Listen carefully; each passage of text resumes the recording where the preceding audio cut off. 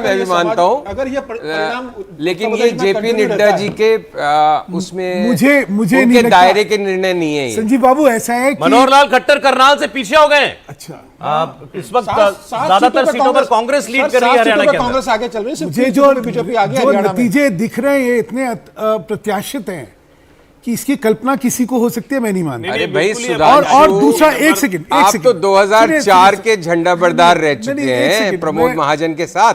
मैं दूसरी बात कर रहा हूं, आपने तो ऐसे नाटकीय निर्णय देखे हुए हैं पहले। नाटकीय निर्णय होना ये जो है, देखिए इसमें आपने कहा ना कि वो योगी जी वाला फैक्टर हो ही नहीं सकता सर। उसका मेरे हिसाब से से क्या है, इसमें जात, देखिए क्या था कि अभी तक 14 में भी और 19 में भी यूपी के अंदर वोट जात के बियॉन्ड पड़ी थी। हिंदुस्तान की राजनीति में कहते हैं you don't cast your vote, you vote your caste. वो जो ट्रेंड था वो तोड़ा गया था, 14 में भी टूटा, 19 में भी टूटा। और लोगों ने देश के लिए करा, गवर्नेंस के लिए करा, लोगों ने उम्मीद के लिए वोट करा।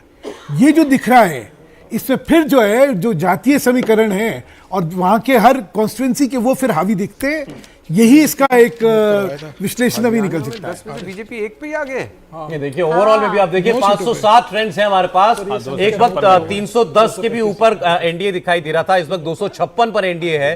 इंडिया गठबंधन 216 पर, 255 216 इस वक्त ये स्कोर इस वक्त चल रहा है। और ये कहानी पिछले 20-25 मिनट के अंदर पूरी तरीके से रिवर्स हो गई। यूपी में सर लेटेस्ट अपडेट है, हरियाणा में 10 सीट पे कांग्रेस आगे चल रही है, भाजपा 10 सीटों पे पीछे चल रही है। 10 की 10 सीट, 10 की 10 सीटों पे कांग्रेस आगे है। मुझे लगता है ये किसान आंदोलन ये बड़ा महंगा पड़ रहा है हरियाणा के अंदर। मुझे लग रहा है किसान का एक बड़ा वर्ग है, जाटों ने किया और ओबीसी ने किया।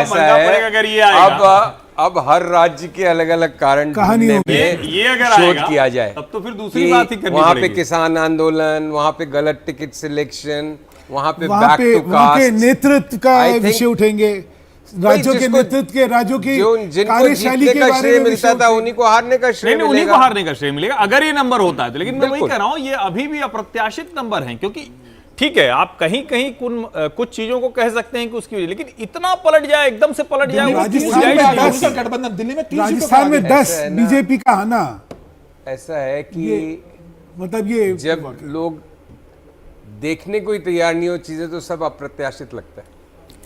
4 महीने पहले के या 5 महीने पहले चुनाव नहीं, लेकिन संजीव 272 के आंकड़े पर तो क्योंकि हम लोग की तो बात हो रही थी ना, तो आप भी ये कह रहे थे कि वहां तक तो मेरा उसमें तो कोई दिक्कत नहीं। हमेशा से ये मानना था कि सरकार बनेगी बीजेपी की। हाँ, अभी भी मुझको इस सब के बावजूद लगता है, लेकिन अगर 250 के नीचे बीजेपी जाती है नहीं तब तो फिर मुश्किल है, तब तो फिर प्राइम मिनिस्टर बनना दोबारा मुश्किल है। सरकार तो शायद फिर भी बीजेपी की बन जाए। पीएम तो मोदी ही बनेगा, तो बीजेपी की सरकार बनेगी तो अगर मोदी के अलावा 250 के नीचे जाता है तो फिर नए समीकरण उत्पन्न होते हैं, नए कैलकुलेशन। मुझे लगता है ये कयास भी लगाना बेकार है। बीजेपी अभी जो है ये कयास जो है ना कि क्या हो सकता है, छोड़ना चाहिए। हालांकि हम लोग जो है जब रिजल्ट आ रहे हैं, लेकिन नाउ कितने बार एक चीज बड़ी क्लियर है, हर राज्य का बिल्कुल अलग मिजाज इस वक्त बिल्कुल दिखाई अलग दे रहा है।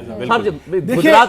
गुजरात नहीं हिल रहा, हरियाणा पूरी तरीके से टूट गया। महाराष्ट्र का वैसे ट्रेंड नहीं, महाराष्ट्र में लग रहा था महाराष्ट्र उद्धव ठाकरे महाराष्ट्र में कहानी बिल्कुल उल्टी हो गई है। महाराष्ट्र पूरी तरीके से जाता हुआ दिखाई दे रहा है। बहुत मजाक उड़ाया गया था महाराष्ट्र अब इंडिया गठबंधन की तरफ जाता हुआ दिखाई आप दे जो रहा है। बात कह रहे हैं India is a union of states का कितना उपहास उड़ाया गया था। संजीव बाबू आपको एक चीज ध्यान होगा, स्टेट्स संजीव जी आपको ध्यान होगा, राजनीति पहले क्या थी?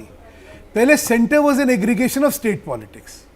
हमेशा क्या होता था कि लोग जो है लोकसभा में भी अपनी विधानसभाओं के हिसाब से वोट करते थे। इसलिए जिस पार्टी की जिस राज्य के अंदर जो